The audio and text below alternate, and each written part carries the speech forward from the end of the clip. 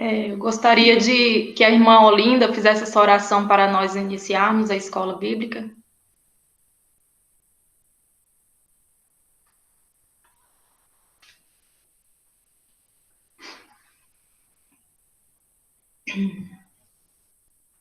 Amém? Tá desligado. Amém. Pai querido, Pai amado, queremos te agradecer, Jesus, por mais uma noite de paz que o Senhor deu a cada um de nós. E por essa manhã linda, maravilhosa, que o Senhor está dando a oportunidade de nós estar na tua presença. Bom dia, Pai, Filho, Espírito Santo de Deus, sei com a tua igreja, sei com o teu povo, desperta aqueles, Pai, para que juntos venhamos estar juntos para ouvir a tua palavra e aprender da escola bíblica dominical. Abençoe nós que estamos aqui, aqueles que precisam de um milagre, aqueles que estão precisando que o Senhor conforte os corações, que o Senhor vai de encontro de cada um, Pai. Nós estamos aqui, tudo é na dispensação do Senhor. Muito obrigado por esta manhã. Amém.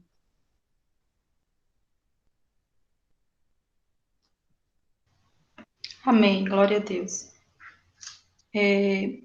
A irmã Marilene está com oportunidade para louvar um hino. Amém. A paz do Senhor para a igreja. Amém. Amém. Vamos louvar o hino 432. 432. 432.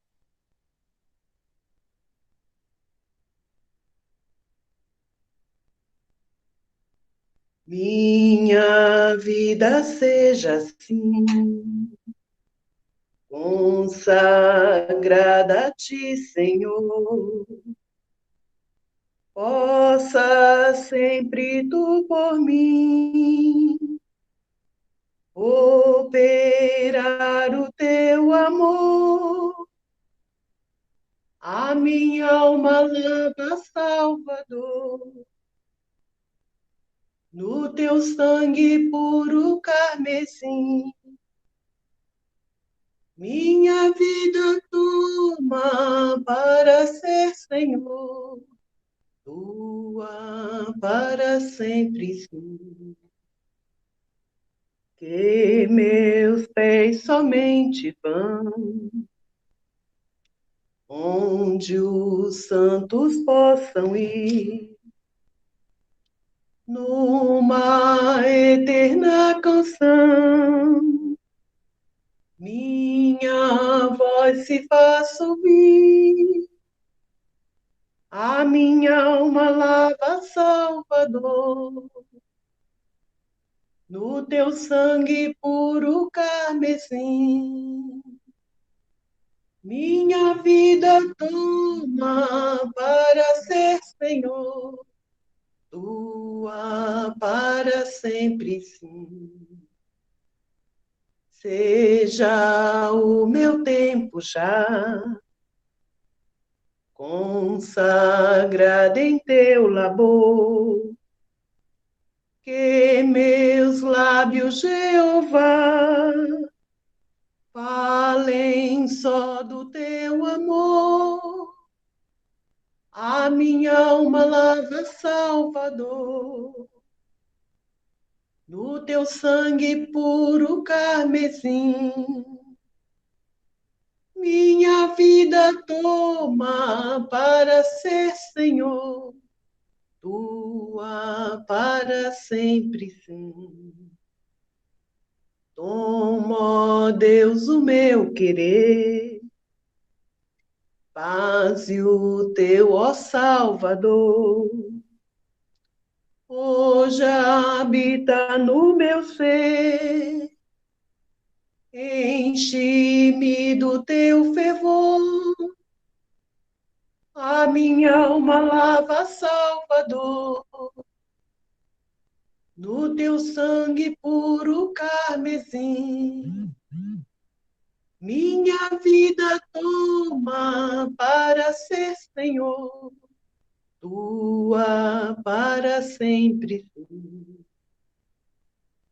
Ó, recebe-me, Senhor, quando venho me prostrar a teus pés, ó Salvador, Hoje vem me consagrar, a minha alma lava, Salvador, no teu sangue puro carmesim. Minha vida toma para ser Senhor, tua para sempre, sim. Aleluia, Jesus. Agradeço a oportunidade no nome de Jesus.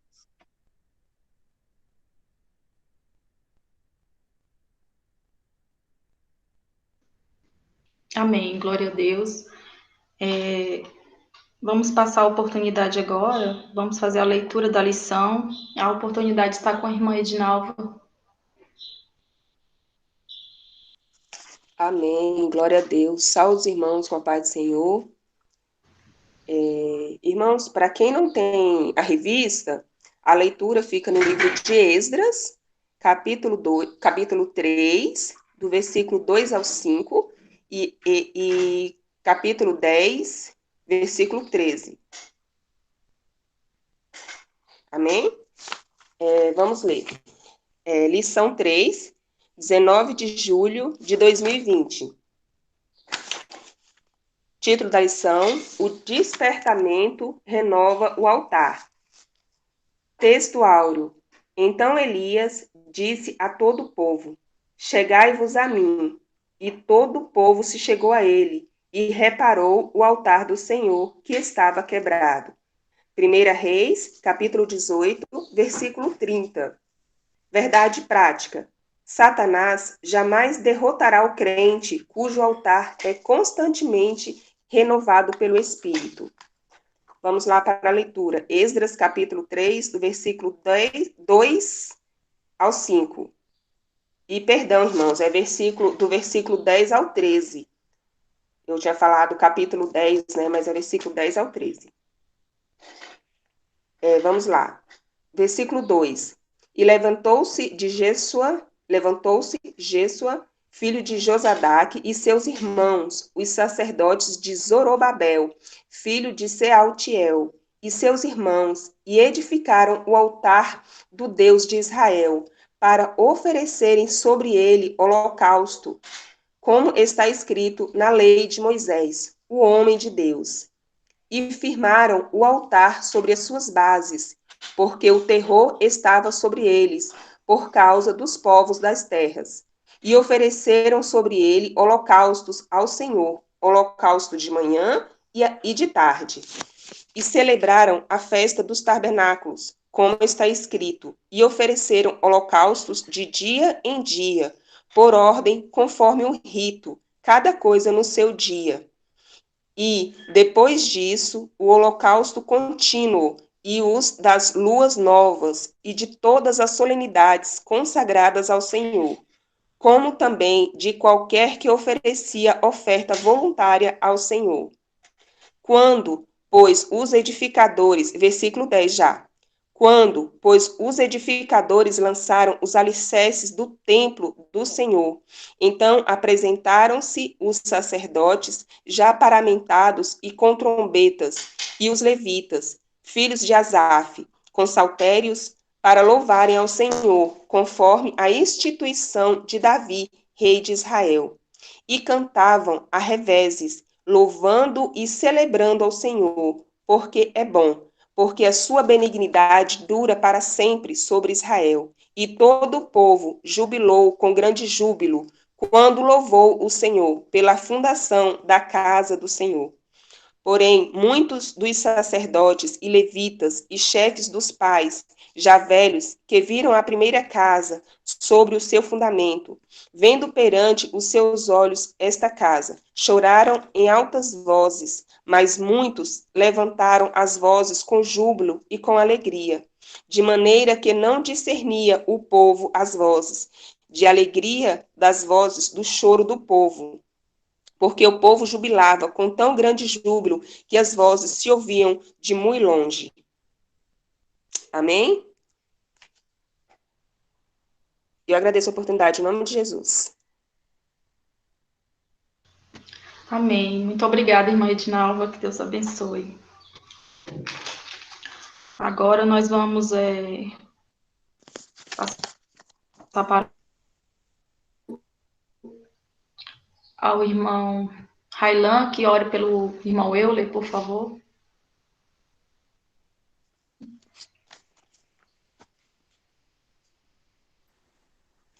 Amém, glória a Deus. Saúde os irmãos com a paz do Senhor. Amém?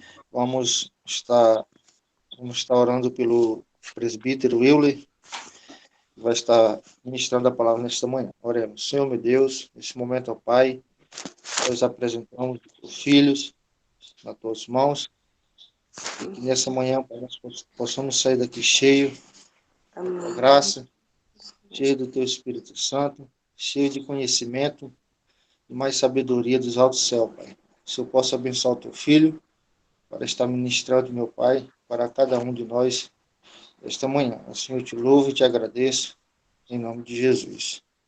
Amém.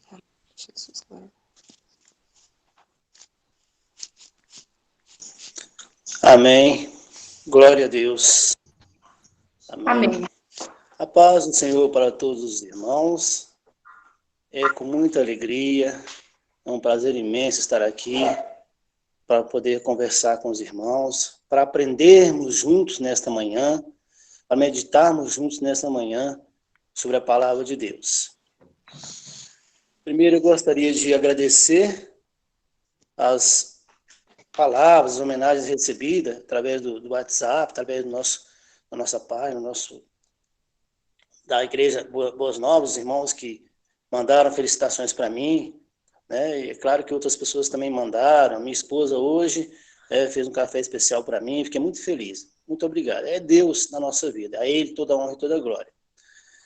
E depois eu quero dizer para os irmãos também que eu não os vejo. Provavelmente vocês também não me veem nas imagens. Vocês só vão ouvir a minha voz. Eu estou com um problema de imagem. Mas ouço perfeitamente, à medida possível, todos puderem desligar o microfone, né, para poder ouvir bem, a não ser que a gente peça assim para os irmãos falar, mas vocês vão ouvir a minha voz e nós vamos aprender junto. Temos muitas pessoas abençoadas que vão estar conosco, nos acompanhando. Temos o nosso pastor, que graças a Deus é uma pessoa muito sábia, que entende bem também, para nos ajudar. Temos o Railan, que é uma bênção também nesse sentido. Enfim, o irmão Sérgio. E estamos bem amparados, graças a Deus, especialmente por Deus. Então, eu gostaria de aprender junto com os irmãos nesta manhã. Uma lição muito boa, muito importante, né? Lição 3, 19 de julho de 2020. O despertamento renova o altar. O despertamento renova o altar. Eu gostaria de só ler uma passagem que está aqui em Mateus capítulo 5, versículo 23 e 24. Comentar um pouquinho, para entrarmos aqui já estamos na introdução, né? Para ajudar aqui na nossa introdução. Mateus capítulo 5, versículo 23 e 24. Obrigado. Mateus capítulo 5, versículo 23 e 24. Minha esposa é uma bênção. Eu já achei aqui, amor. Obrigado. Ela já pegou a Bíblia, já me mostrou aqui. Uma bênção, minha esposa. Bom, está escrito assim: portanto, se trouxeres a tua oferta ao altar, e aí te lembrares de que teu irmão tem alguma coisa contra ti, deixa ali diante do altar a tua oferta e vai conciliar-te primeiro com teu irmão, e depois vem e apresenta a tua oferta. Que interessante essa passagem, Jesus orientando, falando sobre o cumprimento da lei, dos profetas, ensinando. E esse versículo 23, ele nos traz assim um aprendizado tão importante, e 24 do capítulo 5. Portanto, se trouxeres a tua oferta ao altar, e aí te lembrares que teu irmão tem alguma coisa contra ti, deixa ali diante do altar a tua oferta, e vai reconciliar-te primeiro com teu irmão, depois vem e apresenta a tua oferta. Que altar é esse que Jesus está falando? Que oferta é essa que Jesus está falando? Aqui, nesse versículo. Está falando do altar espiritual, da oferta da tua oração, da oferta da tua entrega, da tua oferta da tua sintonia, da tua oração diante de Deus, né? E você vai lá no teu irmão, se conserta com ele, pede perdão, conversa e volta e entregue, para que você apresente diante de Deus, né? Para que o seu altar esteja bem diante de Deus, para você se apresentar. Inclusive, a Bíblia também fala que muitas das vezes, quando você não está bem com o seu cônjuge, você vai orar, a oração às vezes é impedida, que você primeiro conserta com a sua esposa, esteja bem, antes de orar a Deus, para que você possa ser recebido sua oração, ser respondido e estar bem. Eu achei interessante isso, né? Voltando aqui, nós vamos falar sobre altar e vamos definir sobre altar, certo? E uma coisa importante que eu aprendi no estudo dessa lição é que o púlpito, tem pessoas que têm uma ideia errônea acerca disso, né? O púlpito não é o altar. O púlpito é um lugar, uma tribuna, chamada de tribuna, um lugar onde é um lugar elevado, onde você vai ministrar, onde você é melhor para que você possa ser escutado, para que você possa ser visto. É um lugar que você fica um pouco mais alto em evidência, para que pessoas escutem você, ouçam você, vejam você. Então, o púlpito não é o altar, mas nós vamos definir aqui sobre o altar, certo? Na Bíblia, Revista Corrigida, de Almeida, tem uma definição sobre altar importante, que fala assim: mesa feita de madeira, terra ou pedras sobre a qual se oferecia um sacrifício, que no estudo, no final aqui da Bíblia, né? Mesa feita de madeira, terra ou pedras sobre a qual se ofereciam sacrifícios. Tem as passagens, Êxodo 27:1, 20:24, Deuteronômio 27:5. Os altares de madeira eram revestidos de algum metal e tinham pontas ou chifres nos 4 cantos, conforme Levítico 4:25. Os fugitivos ficavam em segurança quando corriam e se agarravam a essas pontas. 1 Reis 2:28. Havia também o altar de incenso, que ficava no santo lugar. Então, definindo, altar, mesa, ora feita de madeira, ora de terra, ora de pedras. E era para quê? Ela tinha uma base, era onde você oferecia, onde eram oferecidos os sacrifícios, os holocaustos e as ofertas pacíficas. É isso? Quando Caim e Abel fizeram a sua oferta, né, ofereceram a Deus, né, fizeram a sua oferta, certamente eles usaram alguma espécie de altar também, provavelmente de terra.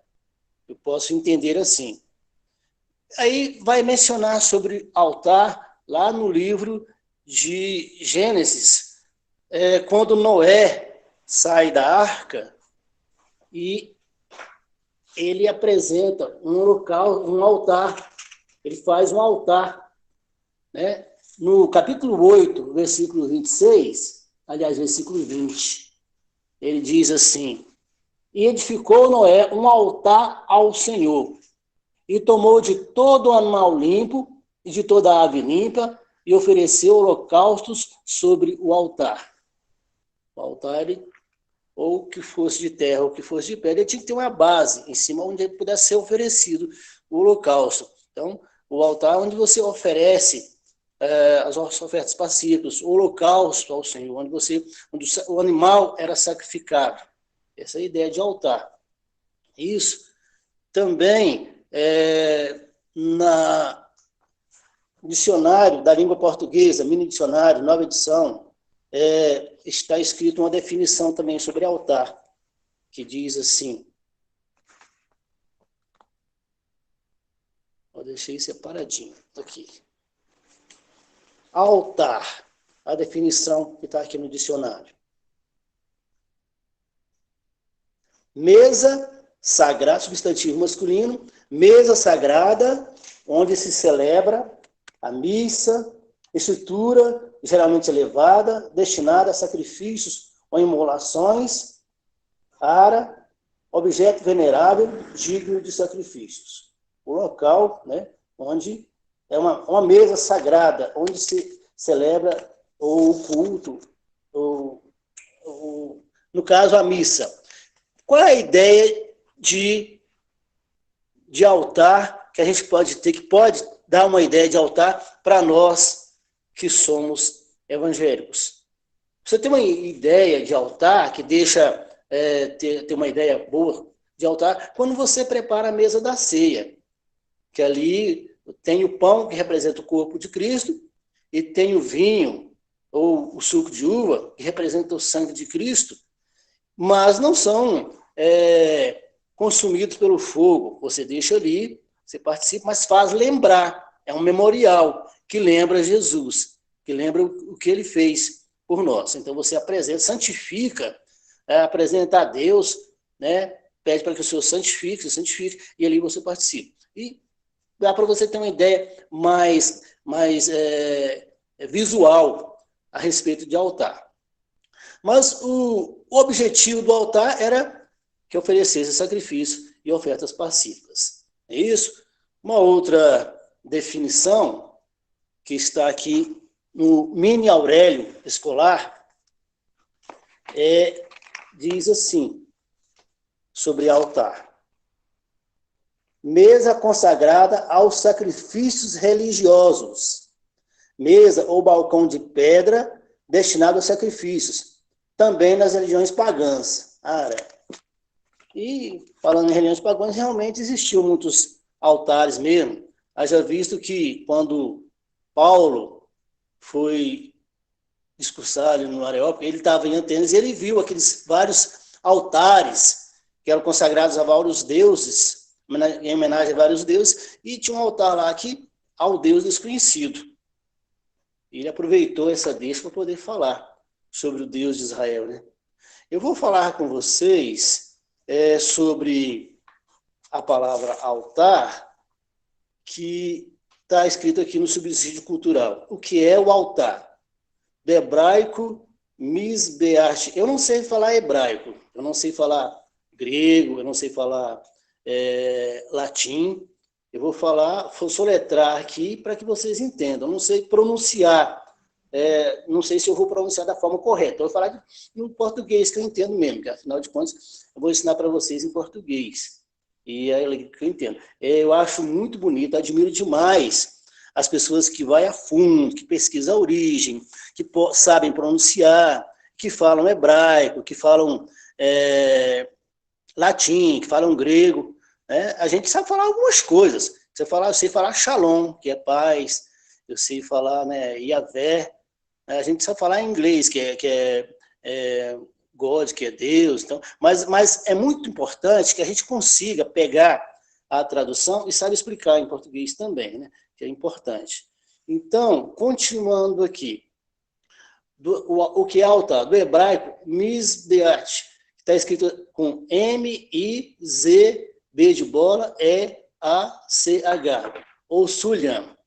E do grego, Tisiasterion, que escreve T-H-Y-S-I-A-S-T-E-R-I-O-N. E também do latim, que é altare, ou altaria, que é semelhante a adólio, ou queimar. Então, para vocês terem uma ideia do que é o altar. Então, o que é o altar? Definindo, é uma mesa, é um local, uma base, onde você pode ser de pedra, pode ser de terra, onde você coloca a sua oferta, o seu sacrifício, o seu holocausto, certo? No ano de 538 até 450, está inserido, antes de Cristo, os eventos em relação, quando termina as 70 semanas, e o povo retorna para Israel, para Jerusalém, para a cidade de Jerusalém. Os judeus retornam para ali, de acordo com o decreto de Ciro, e deixa que o povo retorne. E aí o povo retorna na primeira vinda com Zorobabel, que era o governador, e depois, na outra vinda, vem Esdras também. Esdras era sacerdote e era escriba.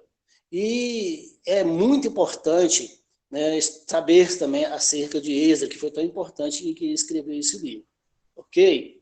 Lendo aqui na introdução, está dizendo: nesta lição iremos meditar sobre um fato que caracteriza o verdadeiro despertamento. Trata-se da necessidade que os homens passam a sentir de se chegarem mais perto do altar de Deus, a fim de estarem cada vez mais perto de Deus. Era uma coisa muito importante para os judeus. Abraão levantou o altar para Deus, não é isso? Quando ele estava, Deus o chamou, Abraão levantou um altar para o Senhor. E nós vamos ver aqui, menciona sobre isso no livro de Gênesis, o altar na vida de Abraão. Mas esse não foi o único, né? Abraão levantou esse altar em relação ao sacrifício que ele ia fazer, para o que Deus mandou que ele fizesse com Isaac. E Abraão antes havia levantado altar também, não é isso? Abraão tinha essa característica, essa forma de fazer.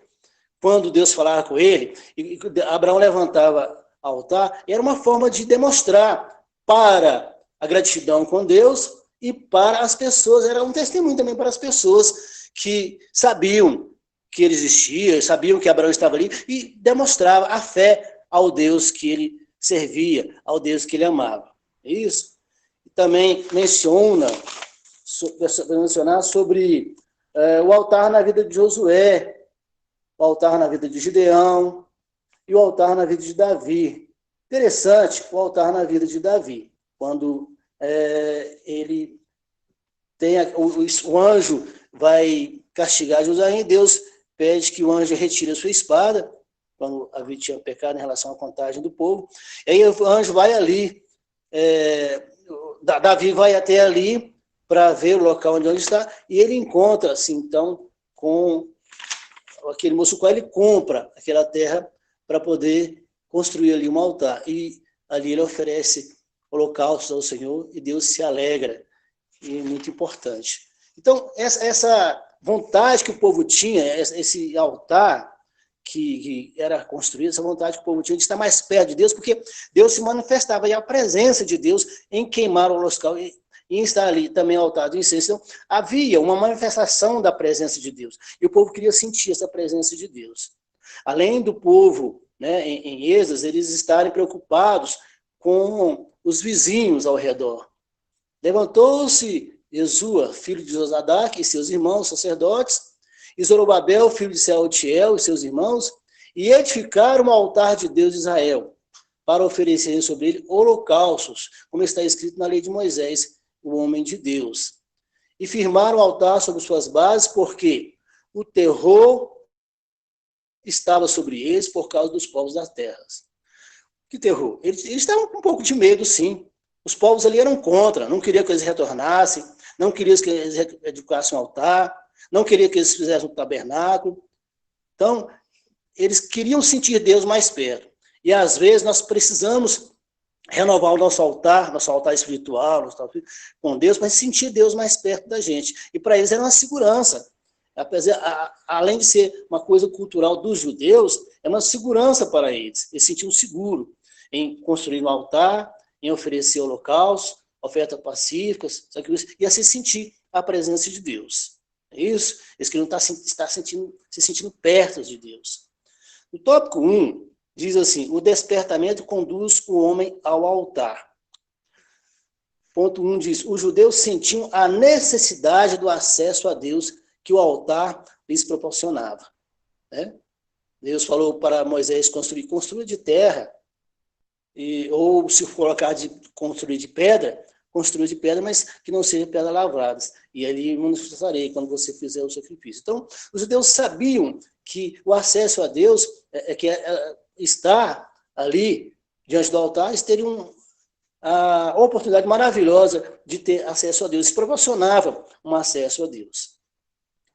O propósito que traziam no coração, ao retornarem do cativeiro, precisava ser muito firme, porque estavam rodeados de inimigos cruéis. A Bíblia diz: o terror estava sobre eles por causa dos povos da terra, como eu li para vocês em Esdras 3:3.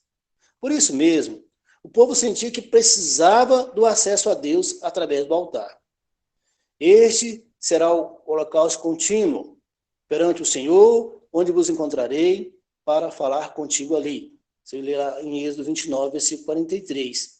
Os judeus agora almejavam essas bênçãos através do altar.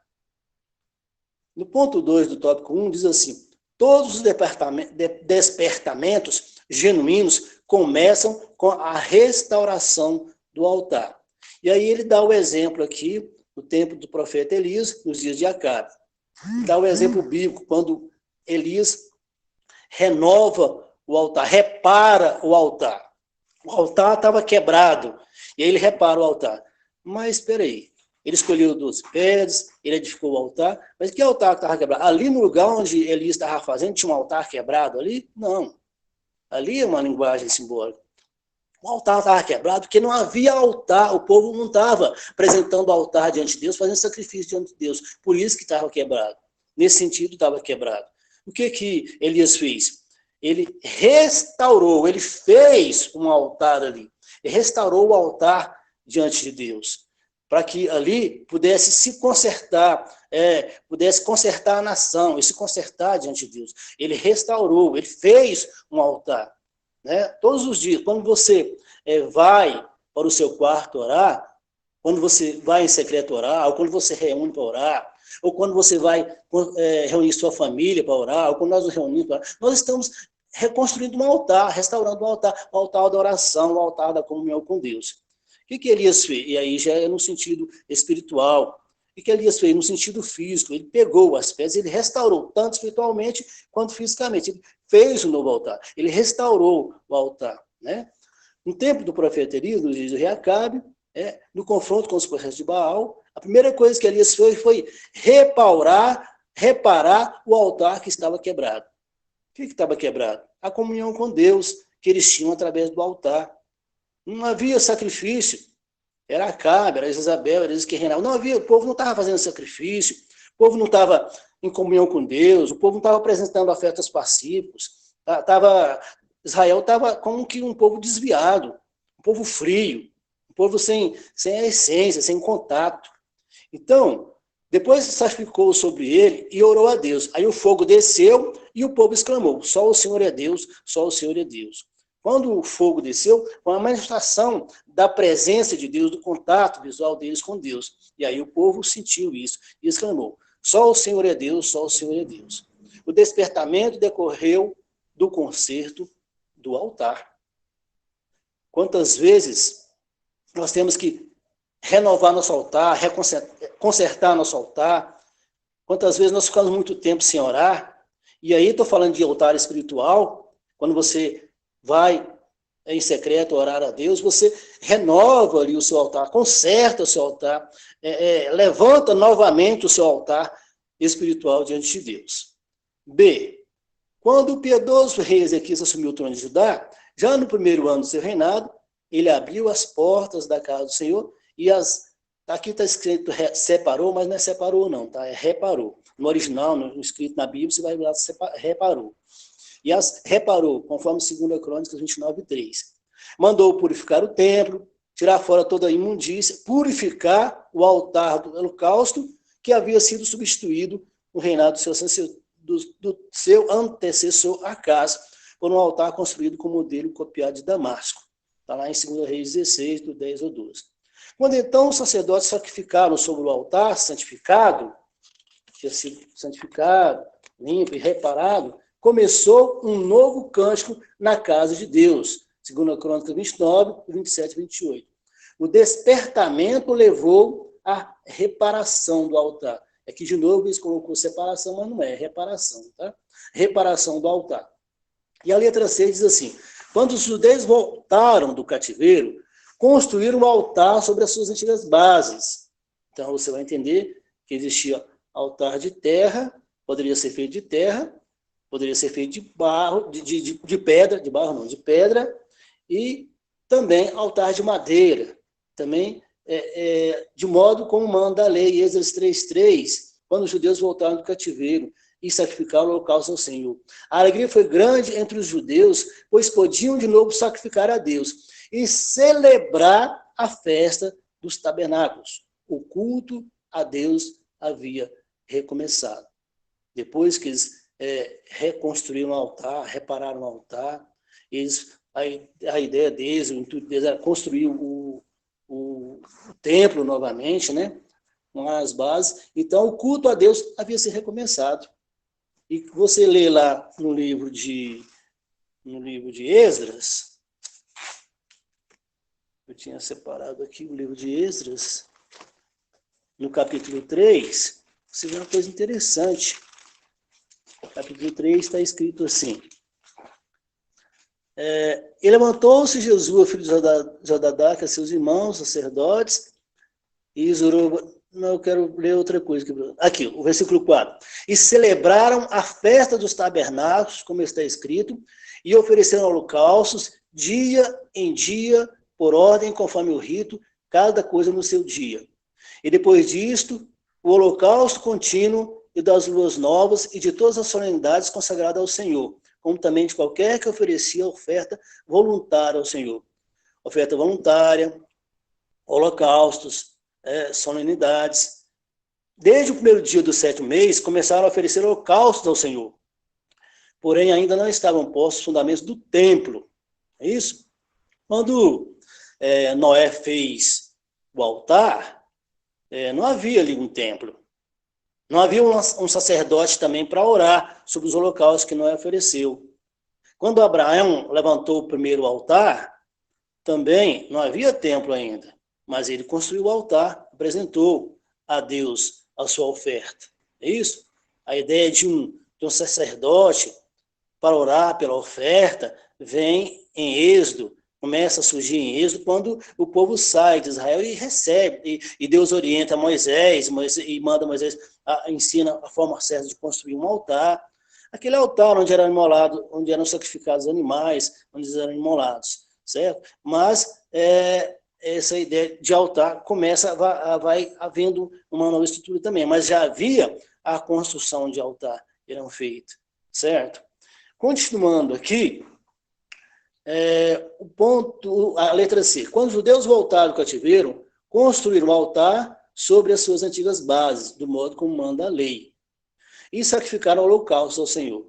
A alegria foi grande entre os judeus, pois podiam de novo sacrificar a Deus e celebrar a festa dos tabernáculos. O culto a Deus havia começado. Por que eu estou lendo de novo? Que diz uma coisa interessante, que para aqueles que eram novos, os levitas, o povo, havia uma alegria muito grande. Mas para os antigos, que haviam visto a primeira casa, o templo, eles choraram por relembrar e por ver novamente. Estamos, vamos adorar a Deus de novo, estamos de volta, podemos fazer novamente a festa. Então, para eles foi uma emoção muito grande, essa reconstrução do altar, essa prática deles que agora queriam fazer também o templo, queriam reconstruir o templo também. Então, foi muito importante para eles. Houve júbilo, houve choro de alegria, houve festa, e as festas judaicas estavam de volta. Eles estavam tendo comunhão novamente com Deus, sentiam mais a presença de Deus e se reuniam, e sentiam que os laços deles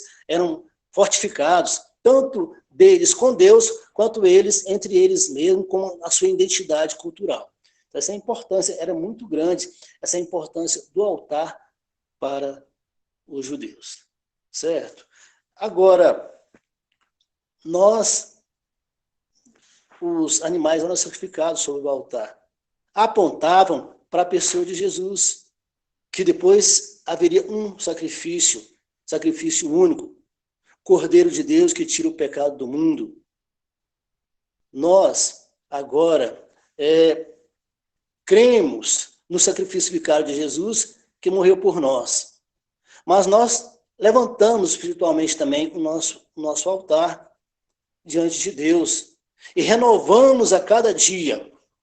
Importante, quando nos ajoelhamos e conversamos com Deus, naquele momento nós estamos levantando um altar diante de Deus, o altar do nosso coração, a nossa alma, o nosso espírito. O primeiro altar que nós levantamos espiritualmente é quando nós aceitamos a Jesus. Naquele momento, temos uma entrega, entregamos a nossa alma, a nossa vida, o nosso espírito, o nosso coração para Deus.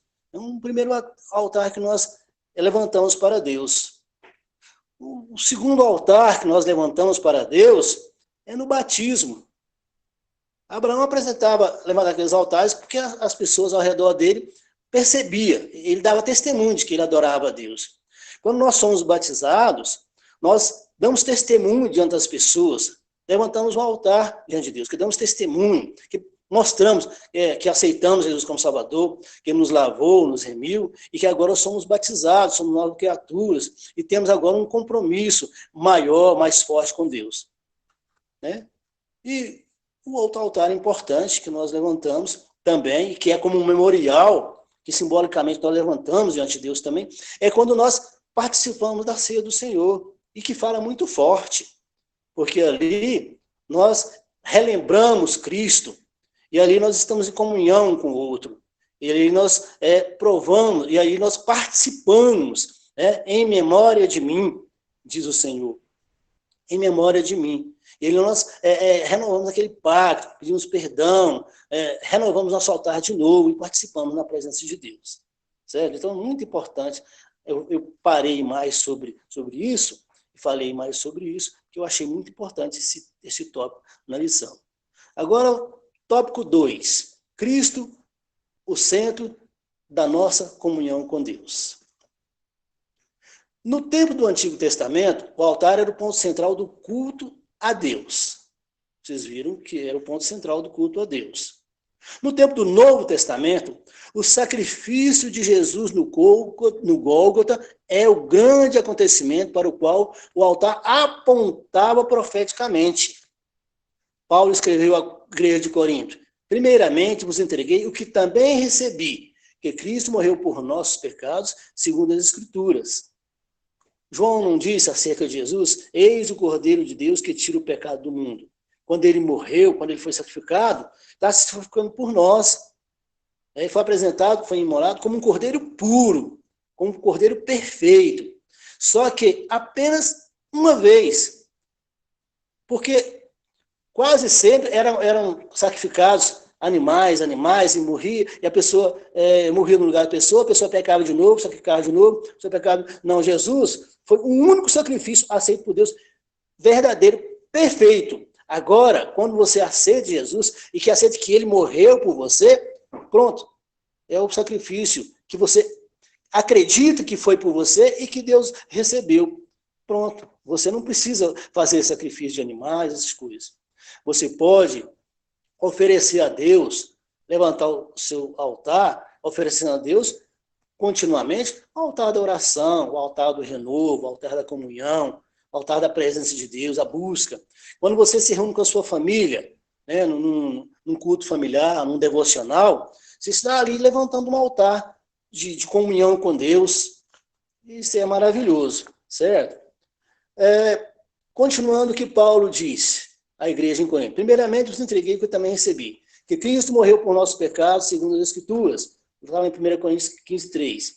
Escreveu ainda: porque nada me propus saber entre vós, senão a Jesus Cristo e este crucificado. Todas as coisas subsistem por ele, para que em tudo tenha a preeminência. Para vós, os que credes, é preciosa a pedra principal de esquina. Tudo isso por quê? Jesus, pela sua morte expiatória, ganhou a redenção para todo o mundo. Certo? Ganhou a redenção para todo o mundo. Você pode conferir também em Efésios 1:7, 2, de 13 a 16, Romanos 3, do 23 ao 25, capítulo 5, do versículo 9 e 10, e 1 Pedro, capítulo 1, versículo 18 e 19. O ponto 1 do tópico 2 fala que toda a Trindade atuou ativamente na morte expiatória de Jesus. O Pai Celestial, na letra A, o Pai Celestial, antes da fundação do mundo, o Pai planejou a obra redentora com o sacrifício de seu Filho. Confere em Efésios 3, de 6 a 9, e na consumação dos séculos enviou o seu Filho, conforme Gálatas 4:4 e João 3:16. O Pai participou diretamente do drama do Gólgota, conforme 2 Coríntios 5:19. João 3:16, uma passagem muito conhecida, em que diz que Deus amou o mundo de tal maneira que deu o seu Filho unigênito, para que todo aquele que nele crê não pereça, mas tenha vida eterna. Deus amou o mundo de tal maneira. Não está falando do mundo físico, não está falando do mundo planeta Terra, está falando do mundo nós, homens, humanidade. Deus nos amou. Deus fala do homem. Deus amou o mundo de tal maneira que deu o seu Filho unigênito para que todo aquele que nele crê não pereça, mas tenha vida eterna. Ele deu o seu Filho unigênito que se sacrificou por nós. Foi levado como ovelha muda a matadouro e se sacrificou por nós. Então, toda a Trindade atuou ativamente na morte expiatória de Jesus. A parte B fala, Cristo, o Filho de Deus, entregou-se a si mesmo em oferta e sacrifício. Não é Trindade? É Pai, Filho e Espírito Santo? Então, teve a participação do Filho, que ele se entregou a si mesmo. Ele levou nosso pecado sobre o madeiro. 1 Pedro 2,24. E padeceu para levar-nos a Deus. 1 Pedro 3,18. Ele padeceu. Ele foi crucificado. Ele foi cuspido. Pregaram pregos nas suas mãos. Ele foi açoitado. Ele foi como ovelha muda ao matador. Ele voluntariamente entregou a si mesmo. Ele poderia ter dito não e ter parado naquela hora, mas ele não quis. Ele se entregou por amor a nós. E falando da Trindade, a participação do Espírito Santo. É lógico, é claro que sem a ajuda do Espírito Santo, né, nessa hora ele teria que dar força e graça e ajuda. Né? O Espírito Santo ajudou o Filho a vencer todos os obstáculos que se levantaram contra ele até chegar à cruz. Houve tantos levantes físicos quanto espirituais. O inimigo tentando ele no deserto, o inimigo tentando ele através dos homens, o inimigo afrontando, usando de palavras pejorativas, debochosas para Jesus. Tudo isso foram lutas, mas o Espírito Santo ajudou Jesus para que ele vencesse, para que ele suportasse, para que ele conseguisse vencer. Foi pelo Espírito Eterno que Jesus ofereceu a si mesmo, imaculado a Deus, conforme Hebreus 9, versículo 14. O Espírito Santo quer, pelo despertamento, mostrar aos homens a grande vitória de Jesus no Gólgota. O Espírito Santo quer iluminar o entendimento dos homens para essa grande realidade. Depois de seres iluminados, suportar esse grande combate e aflições. Está lá em Hebreus capítulo 10, versículo 32. Então, o Espírito Santo tem uma atuação importante, porque, conforme Efésios 1,17, ele revela, conforme Lucas 24, 32 e 45, ele ensina, e conforme João 19:30 e Mateus 27, 41, ele explica. Acho interessante como a passagem dos discípulos no caminho de Emaús. Quando Jesus começa a esclarecer aos discípulos, e a mente dos discípulos vão sendo iluminada, vão sendo clareada, eles vão entendendo tudo que Jesus fez, o porquê do seu sacrifício, a sua morte, a sua ressurreição, o plano divino de salvação, tudo isso foram sendo iluminados. Então o Espírito Santo revela, iluminando os olhos do nosso entendimento, para que saibamos a grandeza do seu poder sobre nós, que manifestou em Cristo, ressuscitando dos mortos. O Espírito Santo revelou a Pedro que Jesus era o Cristo, o Filho de Deus vivo. Está lá em Mateus 16, 16 e 17. B. O Espírito Santo ensina. O Espírito Santo ensina as profundidades do vitupério da cruz. Quando Jesus, na estrada de Emaús, explica aos seus discípulos o que as Escrituras escreveram sobre a sua morte, os corações deles ardiam. Eu já falei sobre isso para vocês. E a letra C, o Espírito Santo explica o verdadeiro significado da morte de Jesus na cruz sobre o infinito alcance do brado. Está consumado. João 19:30. Deus confirmou essa palavra de seu Filho, fazendo rasgar o véu de alto a baixo. E isso fez com que passássemos a ter livre acesso. Nós não vamos agora com um animal, com um holocausto, levar ao sacerdote para depois falar com Deus. Nós temos acesso direto com Deus, né? O véu do templo se rasgou. Nós falamos com Deus e temos acesso direto. Quando Jesus instrui aquela mulher samaritana, não vai ser aqui, nesse monte, nem em Jerusalém.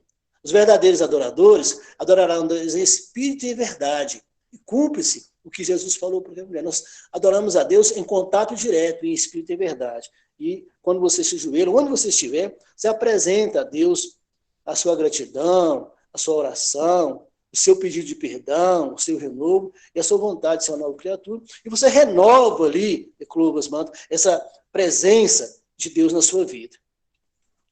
Deus confirmou essa palavra de seu Filho, fazendo que rasgar o véu de alto a baixo. mostrando à humanidade um novo e vivo caminho, que é a vida possível pelo véu, isto é, pela carne de Jesus. Confere em Hebreus 10, versículos 19 e 20. Por meio dessa vitória, os principados e potestades satânicos foram despojados, e Jesus triunfou sobre eles na cruz. Tem a passagem de Colossenses 2,15, você pode conferir. Por isso temos nele a vitória. Passagem em 1 Coríntios 15, 57, ou 2 Coríntios 2,14, ainda Romanos 8, 37. Pela fé em Jesus Cristo, podemos vencer o mundo. Eis o que vence o mundo, eis a nossa fé. É a nossa fé que nos ajuda, né? Deus nos renova, nos ajuda a ter fé. E a nossa fé vence o mundo. Por causa do brado está consumado, a justiça de Cristo agora é oferecida gratuitamente àqueles que creem em Jesus. 2 Coríntios 5, 21, é escrito também em Isaías 53, 11, você pode conferir, 53, 11.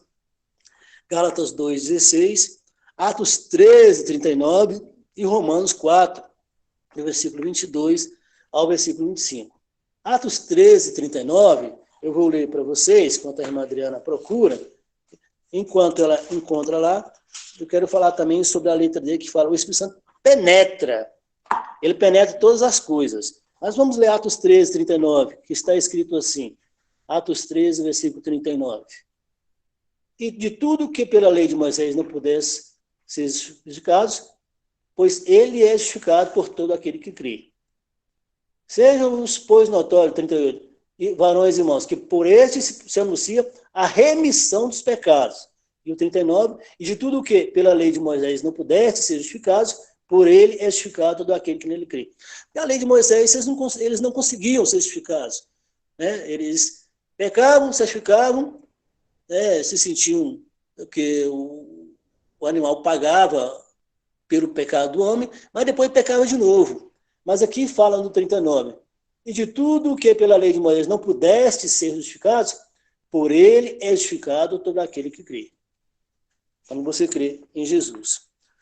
Voltando para a letra D, o versículo penetra.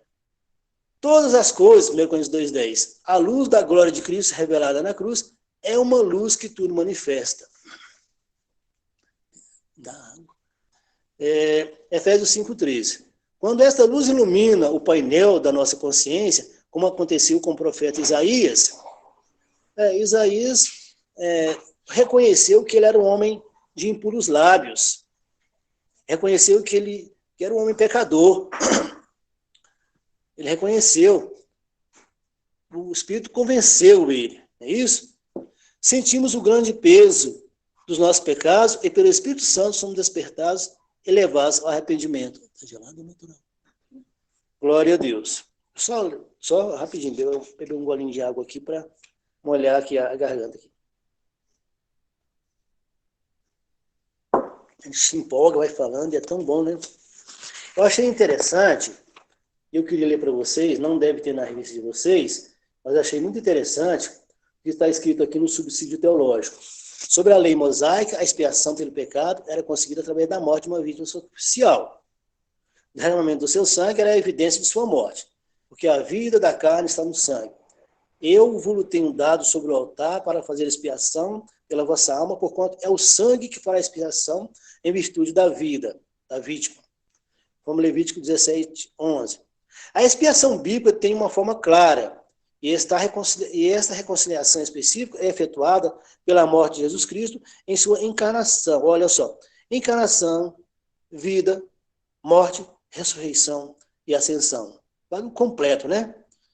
Então, a expiação bíblica tem uma forma clara e esta reconciliação específica é efetuada pela morte de Jesus Cristo em sua encarnação, vida, morte, ressurreição e ascensão.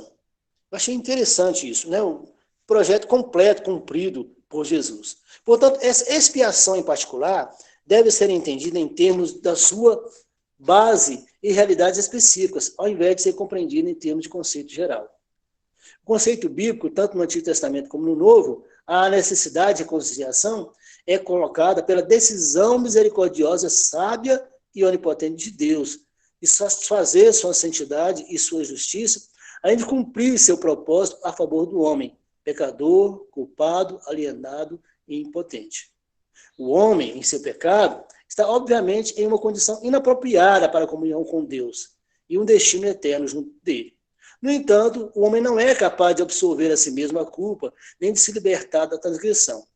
Os sacrifícios do Antigo Testamento certamente não foram criados como um meio de autoexpiação humana. Eles apontavam para a expiação oferecida pelo Senhor Jesus Cristo, para o cumprimento do propósito divino no homem. Existe a necessidade de um sacrifício substitutivo como a base do perdão, da libertação e da ressurreição. Isso está no Dicionário Bíblico Wycliffe, Rio de Janeiro, CPAD, e é muito importante. Eu gostei dessa definição, desse comentário a respeito disso e quis trazer para os irmãos. Certo? Agora, fechando essa parte, nós queremos voltar aqui para o tópico 3. Porque essa lição ela fala muito de despertamento. Né? O título da lição é esse. O despertamento renova o altar. Fala despertamento. Uma das formas de você se despertar para as coisas de Deus, estar avivado, estar despertado, estar com vontade, quer servir, é renovar o altar. Não é isso? Mas aqui fala, no tópico 3, cuidado com as imitações. Todos os dias nós podemos renovar o nosso altar, né? Através da comunhão, através da oração, através da leitura bíblica, através do jejum. Quando você termina o seu jejum, que você ora a Deus, entregando para que o Senhor receba como um cheiro suave, né? Até mesmo quando você vai entregar a sua oferta, seu dízimo, você está ofertando para Deus com alegria no seu coração. E naquele momento você pode se ajoelhar e orar, ou pedir para quem está recebendo, orar por você. Naquele momento você está levantando um altar para Deus, de gratidão, de oração diante de Deus.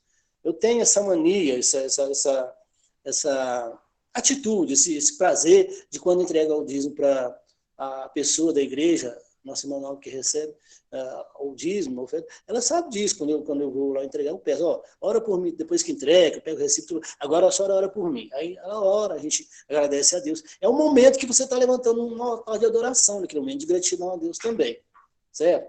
Agora o tópico 3 fala, cuidado com as imitações. Vamos falar sobre isso aqui. Cuidado com as imitações.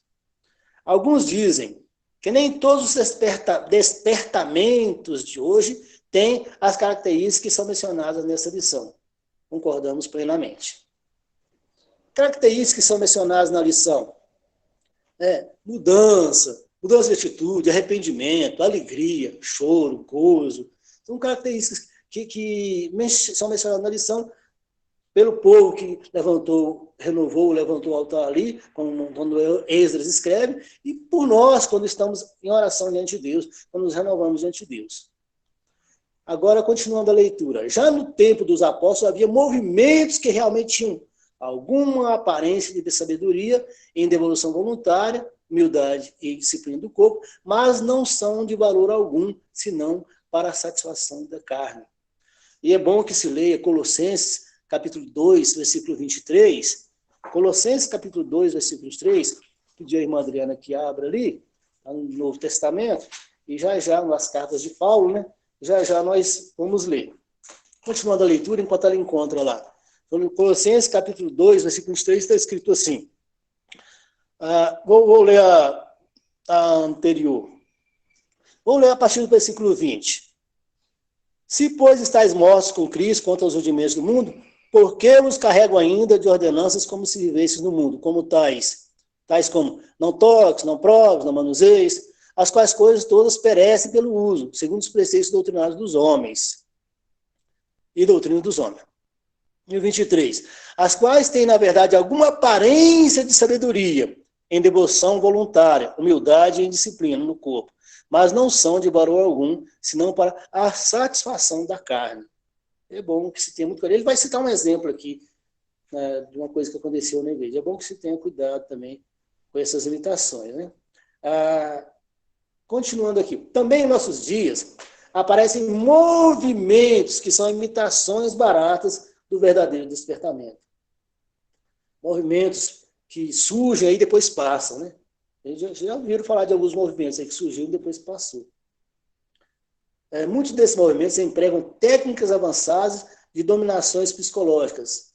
Essas avivalistas ou especialistas entre aspas, sabem com suas técnicas dominar o auditório, podem fazer o púlpito rir, chorar, jubilar, pular, bater palma, etc. Sabem até imitar o batismo do Espírito Santo, ensinando o povo a falar em línguas. São, porém, experiências sem nenhum poder e sem a menor reverência. Quando surgiu esse negócio aí de G12, quando surgiu esse negócio aí de você lembrar de pecados antigos e fazer voltar ao passado, a sua vida passada, para pedir perdão, muitas coisas assim, muitos ensinos assim, para trazer um avivamento, mas era só uma imitação. Agora ele cita aqui uma coisa que aconteceu, o autor da revista. Uma de nossas igrejas sentiu-se obrigada a orientar os irmãos acerca de um movimento que faz das suas reuniões shows. Não tem esses shows gospel, né, de luz negra, de holofote, shows com apresentações de cantores evangélicos. Nesses shows dominam aplausos, vaias, gritos, assobios, bebidas alcoólicas, jovens dançando, se requebrando, de modo até mesmo sensual, enquanto os hinos estão sendo atuados. Misturando o profano, né, o santo com o profano. Cuidado! Esse tipo de imitação pode fazer com que a glória de Deus se afaste. E aqui ele fala uma frase muito importante.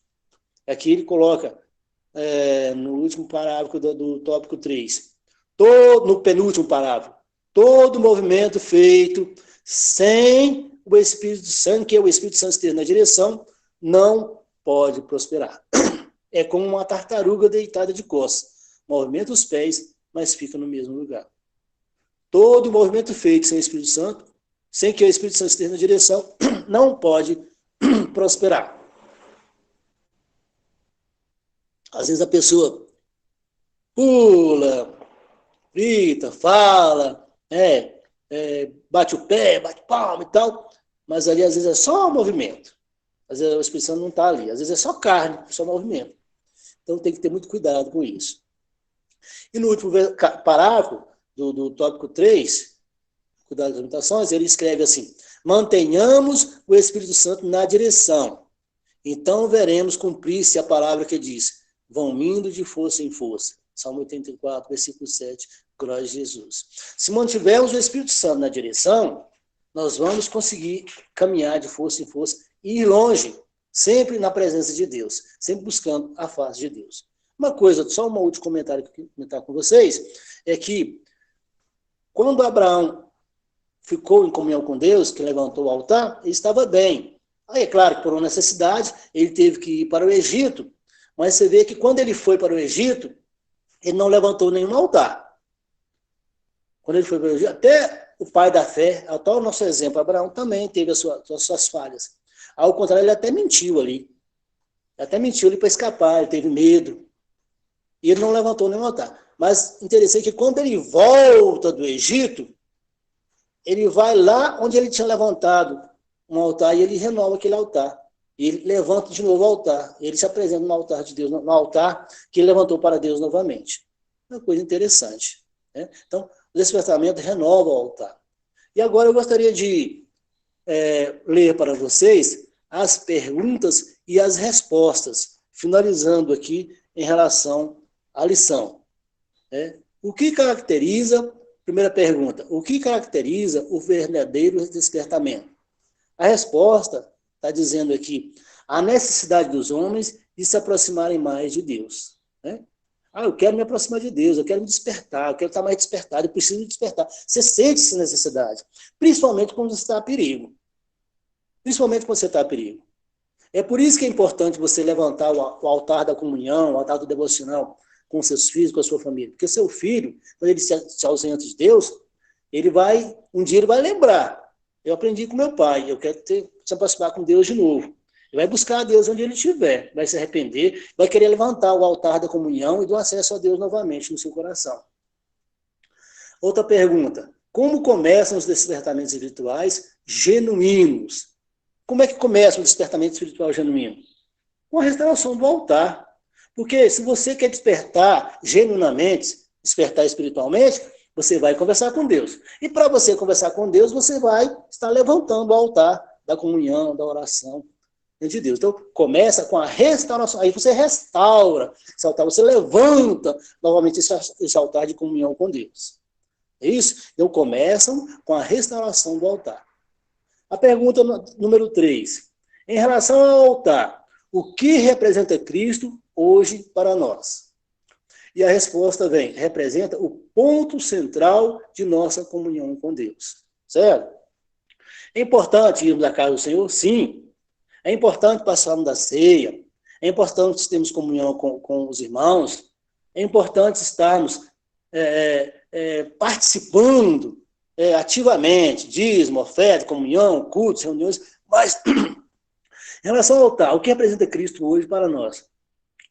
Você pode estar no lugar em que você está sem acesso para a igreja, em que você não está nem com acesso online, em que você está num lugar distante, mas Cristo representa o ponto central de nossa comunhão com Deus. Mas onde você estiver, você pode entrar em contato com Deus, lembrando de Jesus Cristo, que morreu por você na cruz do Calvário. E aí você vai ter, né, o ponto central de nossa comunhão com Deus. Vai ter Jesus como esse ponto central. Então, a resposta representa o ponto central de nossa. A pergunta é, em relação ao altar, o que representa Cristo hoje para nós? E a resposta representa o ponto central de nossa comunhão com Deus. A número 4. Qual a atuação do Espírito Santo na morte vicária de Cristo? A resposta aqui. O Espírito Santo ajudou o Senhor Jesus Cristo a superar todos os obstáculos para que a sua obra vicária se completasse no Gólgota. Quer dizer, a Trindade atuou junto, né? O Pai e o Filho e o Espírito Santo trabalharam juntos para que ele vencesse os obstáculos, suportasse e completasse a obra vicária no Gólgota. Certo? Jesus não estava sozinho. Houve um momento em que, Pai, por que me desamparaste? Porque ele se sentiu só. E muitos conjecturam, dizem que naquela hora Deus virou as costas e tal. Mas a Trindade teve que atuar junta para que ele pudesse vencer os obstáculos e completasse a sua obra. E a última pergunta. Por que devemos tomar cuidado com os falsos despertamentos? Irmãos, tem gente que chega na igreja, temos que ter esse cuidado, saber quem é, de onde que vem, quem mandou, se está bem recomendado. E chega lá, pula, sapateia, deixa até falsos ensinos, né? Fala até que é judeu, que é ex-judeu, que foi convertido, e às vezes é só caô, só conversa fiada, e tudo mentira. Às vezes até fala em mistério, mas não é de Deus, não está com a Espírito Santo de Deus. É tudo um movimento falso, um movimento perigoso. Então, por que devemos tomar cuidado com os falsos despertamentos?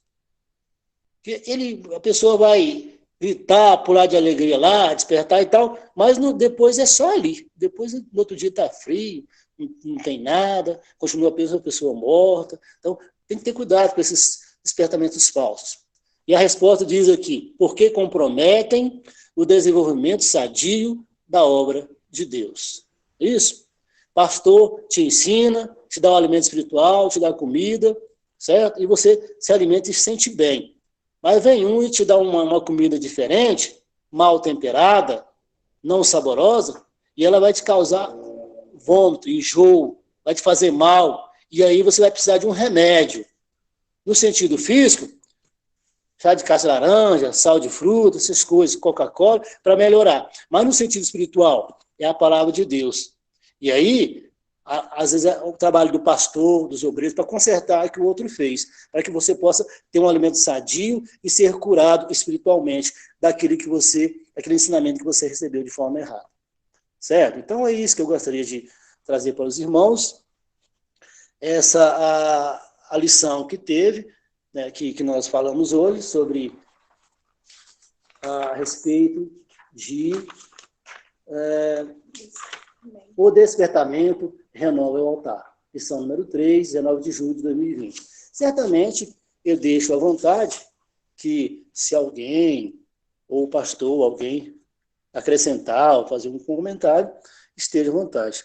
Eu agradeço os irmãos pelo tempo que me escutaram, pelo que aprendemos juntos, e aqui eu agradeço e volto a palavra à nossa irmã Liliane.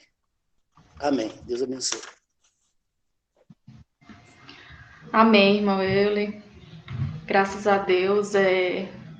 Nós queremos agradecer, né? E também parabenizar o irmão por esse dia, né? Pelo seu aniversário.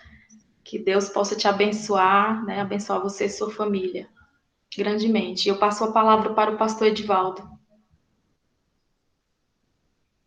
Amém. Glória a Deus. Pai do Senhor para os irmãos, amém? Amém. Glória a Deus. Ok. Graças a Deus pela aula que o presbítero Euler ministrou nesta manhã.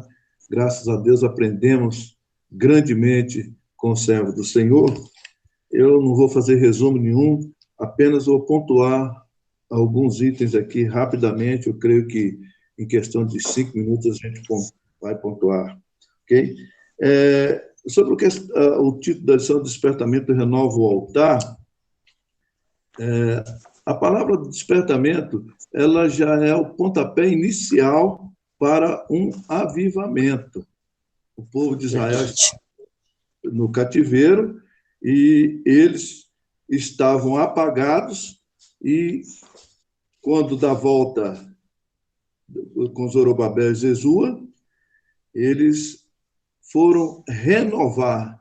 Quando se renovar é porque alguma coisa está velha. E eles foram fazer o quê? Renovar o altar. O que é o altar? O altar já foi explicitamente dito várias vezes pelo irmão. O altar é o local para se oferecer ou buscar algo, né? Então, Isso eu falei. o altar que eles foram restaurar, tanto o duplo sentido, como o irmão diz, o sentido físico e também o sentido espiritual. Então, outra coisa que eu gostaria de pontuar também é a letra C do primeiro tópico a respeito todos os despertamentos genuínos começam com a restauração do altar. E aqui, falando na letra C, quando os judeus voltaram do cativeiro, construíram o altar sobre as suas antigas bases, de modo como manda a lei, né? Eles sacrificaram o holocausto ao Senhor. A alegria foi grande entre os judeus, pois podia de novo sacrificar a Deus e celebrar a festa dos tabernáculos. O culto a Deus havia recomendado. Quando ele fala festa dos tabernáculos aqui, por que não as outras festas? Porque a festa dos tabernáculos, juntamente com a festa do Pentecostes e a festa da Páscoa, eram 3 festas obrigatórias por todo peregrino judeu. Então, eles celebravam essas 3 festas com 2 sentidos. Primeiro, refletir sobre a bondade de Deus, e segundo, que eles eram povo escolhido por Deus. Eles eram considerados, essas festas eram consideradas festas dos peregrinos. Tinha outras festas. Para os irmãos terem uma ideia, eles, durante o ano, eles eram obrigados a cumprir, literalmente, 77 dias de festas, dividido em outras, festas do Purim, né, das primícias, e assim, né, outras festas. Mas o interessante qual é o significado hoje para nós a restauração do altar? Que significado tem para nós? Eles estavam onde? Eles estavam numa quarentena lá na Babilônia. O significado para nós também estamos numa quarentena.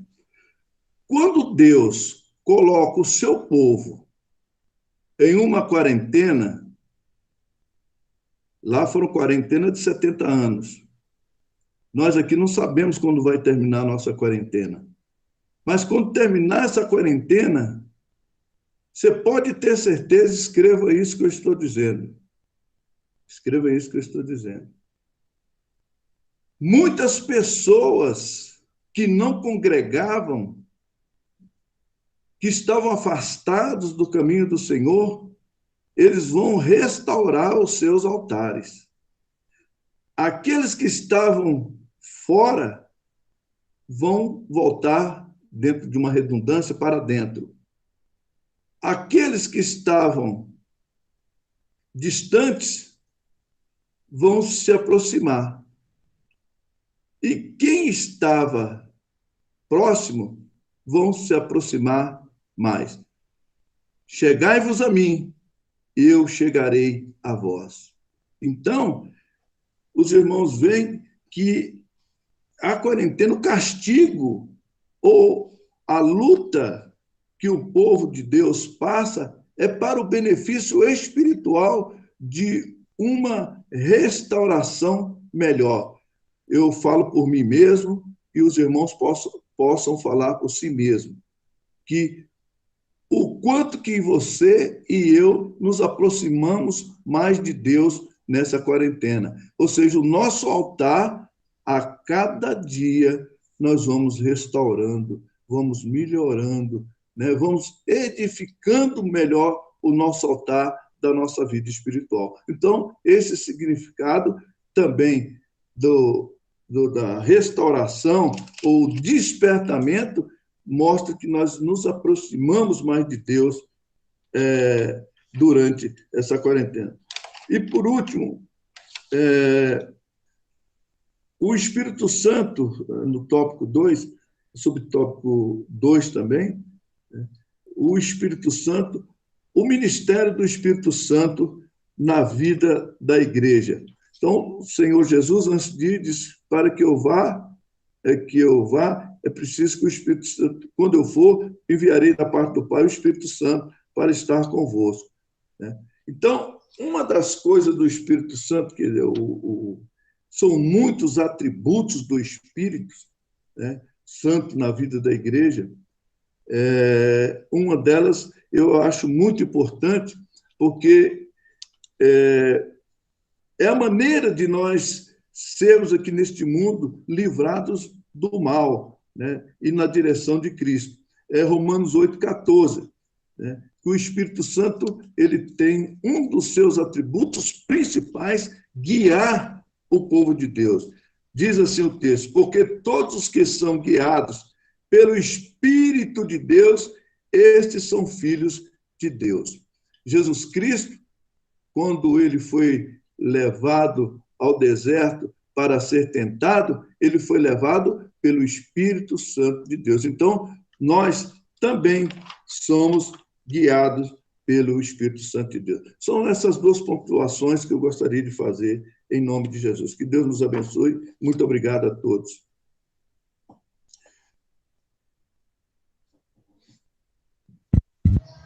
Amém. Glória a Deus. O pastor teria algum aviso? Ok. Queria dar algum aviso? Nós vamos encerrar orando pela família do irmão Léo, né, pelos seus familiares. Sim. E, mais uma vez, orar pelo o nosso irmão Euler. Sei que muitos já têm orado pelo seu aniversário. E eu já o cumprimentei no seu privado, mandei uma mensagem para ele. E para que Deus possa continuar usando ele com sabedoria, né, com conhecimento e entendimento da palavra de Deus, para nos abençoar com a palavra do Senhor. Então, e pelo evangelista Sérgio também, e pela irmã Socorro.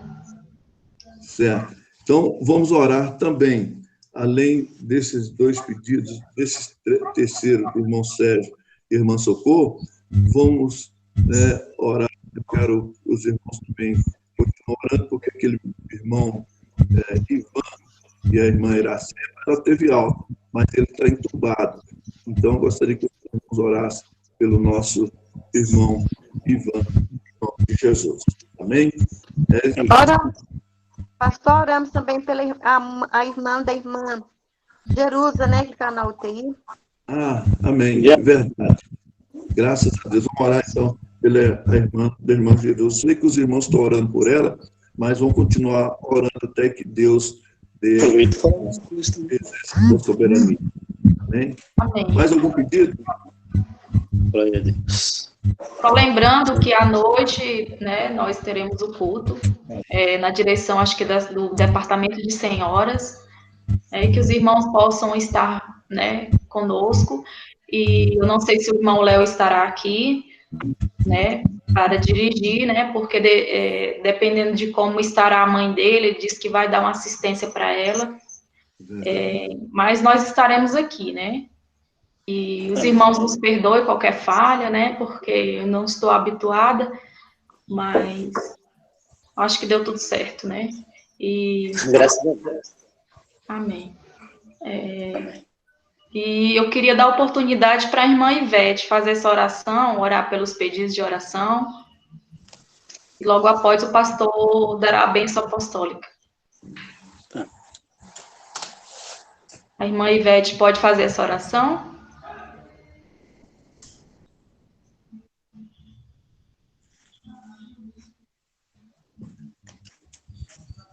Glória a Deus, irmão.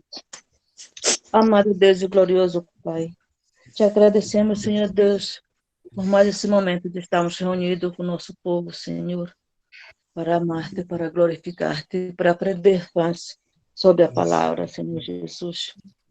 Senhor, te apresentamos diante de vós todos os nossos irmãos que necessitam de socorro, Senhor Pai, na sua vida familiar, Senhor, na sua saúde, Senhor Deus. Então, com providência, Senhor Deus Pai, e a vitória sobre nossos irmãos. Concede a saúde a todos aqueles que necessitam da saúde. Vai livrando, Senhor Deus, vai limpando, Senhor Deus, vai curando a mente, o corpo, o espírito, Senhor Deus. Vai livrando de todo o mal, Senhor Deus Pai, em todos os sentidos, Senhor, tua igreja, Pai, e nossos irmãos em Cristo. É o que te pedimos, Senhor Pai, e te agradecemos. Em nome do Senhor Jesus. Amém.